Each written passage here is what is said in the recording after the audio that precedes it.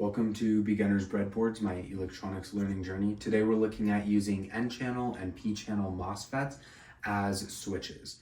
So quickly a little bit about how these different MOSFETs are built. This would be on the silicon, and so they have different dopings called P and N, and then within those are N plus, N minus, P plus, and P minus, which just shows how strong they are. So the silicon on its base is P minus, and then what they do is they build sections that are N plus and N plus here to actually build the transistors. So you would have your drain, source, and your gate here. And then this is a layer of insulator, so the gate is not actually connected to any of this silicon here. And then for the P-channel MOSFET, you still have that P minus base, but they create something called an N well, which is this area that is N minus. And then within that, you have two sections of P plus to again create your transistor with its 3 points, the drain, source, and the gate there. So with using these two different MOSFETs, we can create a couple different configurations for trying to light an LED. So the general idea is that you have one side that's 5 volts, one side that's ground. You have an LED with a protection resistor of 220 ohms, and then you have the MOSFET transistor. And so there's a couple different ways you can place this. So starting with the N-channel ones, the first configuration is placing the LED and resistor first, connected straight to 5 volts, and then the MOSFET towards the bottom here that's connected to ground. And so what you have here is on the gate, we would be putting 5 volts on the gate, which means the difference between the gate and the source is already greater than the threshold voltage of the MOSFET. And the threshold voltage for these is about 3 volts, which means there just needs to be a 3 volt difference between the gate and the source in order for that MOSFET to be on. So because you have more than a 3 volt difference here, because this is 5 volts and this is ground, this will short very well as a very good switch that the MOSFET is working as. But on this second configuration here, this would be 5 volts, and that's effectively the same here as the drain, which means in order to have that more than 3 volt difference here, you'd only end up with 2 volts at the end of the source here. 2 volts is not enough to light that LED in an effective way. So therefore, because you placed the MOSFET above that LED and resistor, it wouldn't light very bright. But on the side of the P-channel MOSFETs, you kind of have the opposite here.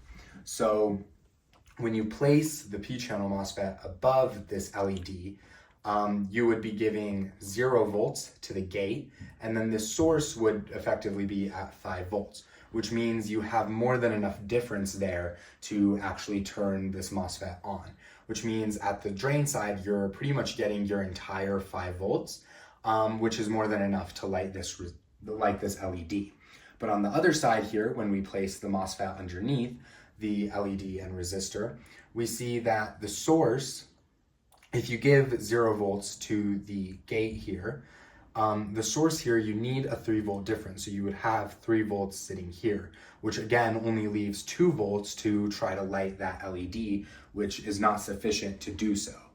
And so with these 4 different configurations, the only ones that will truly work to light an LED is configuration 1 with the N MOSFET being under it, and configuration 3 with the P-channel MOSFET being above it. So here we have configuration 1 and configuration 2 with the N-channel MOSFETs. The specific one we're using here is the IRF 520 MOSFETs, which are these right here. They're kind of larger devices, but what we have is the switch, which can put 5 volts to the gate of each of these, and then you also have the LEDs and their resistors. So this is our first configuration where the LED and resistor comes first and are connected to the straight 5 volts, and then the MOSFET is configured towards ground, which is here. And then this is the second configuration where the MOSFET is above the LED and the resistor, which is closer to 5 volts, and then these are towards the ground side.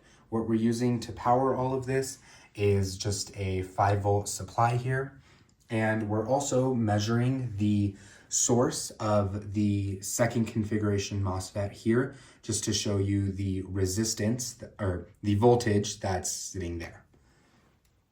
So when we turn the switch over to 5 volts, we see what we expected, where the first configuration, the LED is glowing very well, but in the second configuration, it's very, very dim. And it's very, very dim here because at the source of this MOSFET, you're only receiving under 2 volts, and that 2 volts is not able to fully light this LED because this LED as a device would require nearly 3 volts. And so because the voltage difference between the gate and the source here is taking up more of this 5 volts that's coming in, you're left with much less that's actually powering this LED.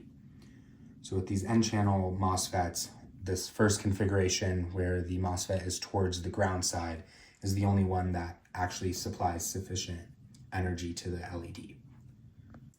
So now we've switched over to using P-channel MOSFETs. So these are now P-channel devices. The specific one we're using is the IRF 9510 P-channel MOSFET.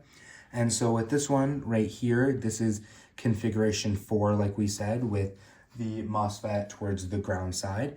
And then this is configuration 3 with the MOSFET towards the 5 volt side. And what we're seeing here is that on configuration 3, the LED is very bright, but then on the 4th configuration, or the other one, the LED is much more dim. We're measuring the source voltage on the MOSFET with this configuration. And again, this is showing the 3 volts. And so what that means is that the MOSFET isn't reaching its threshold voltage difference between the gate and the source because we're giving the gate 0 volts. And so because the difference is only 3 volts there, the MOSFET isn't as effective as a switch. Whereas this one, it has a really big difference because you're getting 5 volts and 0 volts, so it's acting much more effectively as a switch. So with the two combinations, on this combination, you're really only getting 2 volts across the LED and the resistor here, because if there's 3 volts on the source here, there's only 2 volts left for those two components. But here, you're getting nearly the entire 5 volts that can go across this LED and this resistor, which allows it to glow very brightly.